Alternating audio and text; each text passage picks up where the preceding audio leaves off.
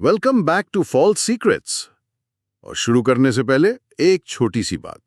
इस गुफ्तगू का मकसद महज तारीखी तहकीक और फलसफियाना मुताला है। हम किसी भी मजहबी या सकाफती अकीदे की दिलाजारी नहीं चाहते। तो आज हम कुछ ऐसे कदीम मसूदों पर बात कर रहे हैं जिन्हें मरकजी धारे की तारीख में शामिल नहीं किया गया, खास तौर पर किताबे हनूक। क्या होगा अगर इंसानियत की असल कहानी वो नहीं जो हम सुनते आए हैं, बल्कि इससे कहीं ज्यादा अजीब और नाकाबिले यकीन है। बिल्कुल। और ये सिर्फ एक किताब की बात नहीं है ना, ये इस सोच की बात है कि हमारी तारीख शायद बिखरी हुई यादों और गुमशुदा सच्चाइयों का एक मजमुआ है। सही। तो चलें उसकी गहराई में उतरते हैं। जी। सबसे पहला सवाल, किताबे हनोक, इसमें ऐसा क्या था कि इसे शामिल ही नहीं किया गया? देखें, इसकी कहानियां बहुत ही चौंका देने वाली थीं। इसमें निगहबानों यानी वॉचर्स का जिक्र है। वॉचर्स? हाँ अच्छा। जी, ये आसमान से उतरे और इन्होंने इंसानी औरतों से ताल्लुक कायम किया, जिससे निफिलिम नामी एक देवकामात मखलूक पैदा हुई। देवकामात मखलूक? हाँ, और ये कहानी ये इंसानी नस्ल की पूरी तारीख को ही बदल देती है। ये नजरिया ही बहुत मुतनाज़ा था। और सबसे दिलचस्प बात तो ये है कि ये किताब यसाया की किताब के एक ऐसे नुस्खे के साथ मिली थी। जी, बहरीरा मुर्दार के तुमारों में। हाँ, और वो नुस्खा 1000 साल बाद के नुस्खे से हर्फ ब हर्फ मिलता था। मतलब ये कि कदीम लोग अपनी तहरीरों को कितनी दुरुस्तगी से महफूज रखते थे। आपने बिल्कुल सही नुक्ता पकड़ा है। इसका मतलब है कि उस दौर में खनूक की किताब को भी उतनी ही अहमियत दी जाती थी जितनी दूसरी मजहबी किताबों को। तो फिर इसे हटाया क्यों गया? शायद उसकी कहानियां निजाम को चैलेंज करती थीं। अच्छा, किताब ये भी कहती है कि निफलिम हर चीज को तबाह कर देते थे, जमीन का हर वसीला खा जाते थे।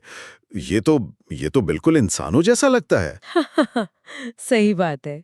तो क्या ऐसा हो सकता है कि हम ही वो देव हैं? मतलब इब्तिदाई इंसानों और किसी बाहर की मखलूक का मिलाप? ये एक बहुत दिलचस्प नजरिया है और ज़नायती ये हमें सीधा नेंडरथाल की तरफ ले जाता है। नेंडरथाल? वो कैसे? उनके दिमाग हमसे बड़े थे। कुछ लोग कहते हैं कि शायद वो रात में भी देख सकते थे। हम उन्हें वहशी समझते हैं, है ना? जी, आमतौर पर तो यही कहा जाता है। लेकिन हो सकता है वो सिर्फ मुख्तलिफ थे। शायद हम यानी इंसान जिस्मानी तौर पर कमजोर होने की वजह से ज्यादा ज़हीन और मिलजुल कर काम करने वाले बन गए।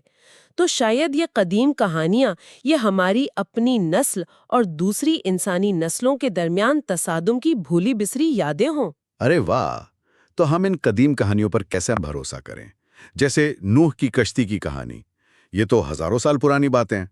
इसे एक बहुत लंबे टेलीफोन गेम की तरह समझें। Telephone game? जी, हो सकता है कि मिस्र जैसी कदीम तहजीबें नाकाबिले यकीन हद तक तरक्की याफ्ता थीं। वो शायद कायनात की शुरुआत की हकीकत जानते हों। अच्छा। लेकिन फिर कोई बड़ी तबाही आती है और वो सारा इल्म, वो सारी टेक्नोलॉजी खत्म हो जाती है। जो लोग बच जाते हैं वो इस इल्म को हजारों साल तक सिर्फ जुबानी कहानियों की शक्ल में आगे बढ़ाते हैं। और वक्त के साथ साथ साइंसी हकायक अफसानों और देवमालाएं दास्तानों में बदल गए। बिल्कुल। इससे मुझे बाइबल की तख्लीक के 6 दिन वाली बात याद आ गई। इब्रानी लफ्ज योम, उसका मतलब सिर्फ दिन नहीं, बल्कि एक मरहला या दौर भी हो सकता है। बिल्कुल सही। तो 6 दिन नहीं, बल्कि तख्लीक के 6 मरहले या अदवार। ये तो पूरी कहानी ही बदल देता है। और तशरीह ही सब कुछ है। एक नजरिया ये भी है कि बाइबल के इब्तिदाई वाक़यात जैसे आदम और हव्वा या बुर्ज बाबिल, वो एक मुतबादिल हकीकत या दूसरी डायमेंशन में पेश आए। दूसरी डायमेंशन? जी, जो आहिस्ता आहिस्ता हमारी दुनिया के साथ जम हो गई। ये सब नजरियात हैं। और लिलित का किरदार, वो कहाँ से आया? मैंने सुना है उसका जिक्र असल सहीफों में नहीं है। सही सुना है। लिलित का जिक्र असल इब्रानी बाइबल में नहीं है। इसकी कहानी मिद्राश से आती है। मिद्राश?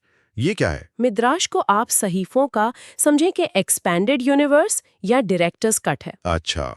जी, ये वो कहानियां और तशरीहात हैं जो असल मतन के खाली हिस्सों को भरने के लिए वक्त के साथ साथ लिखी गईं। कहानी के मुताबिक वो एक शैतानी वजूद थी जो आदम के साथ उस वक्त रही जब आदम और हवा एक दूसरे से जुदा थे। تو ہمارے پاس ممنوعہ کتابیں ہیں، دیو کامت مخلوق کی کہانیاں، گمشدہ تہذیبیں اور دوسری حقیقتوں کے قصے۔ ایسا لگتا ہے کہ جو تاریخ ہم جانتے ہیں وہ صرف ایک ورژن ہے، ایک بہت بڑی تصویر کا چھوٹا سا حصہ۔ بالکل، اور یہ ہمیں یاد دلاتا ہے کہ تاریخ وہ نہیں جو ہوئی، بلکہ وہ ہے جسے لکھا اور یاد رکھا گیا۔ صحیح کہا۔ اور آج کے لیے سوچنے کی بات یہ ہے کہ اگر قدیم کہانیاں حقیقی واقعات کی بگڑی ہوئی شکلیں ہیں، تو آج کے دور کا کون سا بڑا واقعہ، ہماری ٹیکنالوجی، ہمارے عالمی جھگڑے، 3000 سال بعد ایک مکمل افسانہ سمجھا جائے گا؟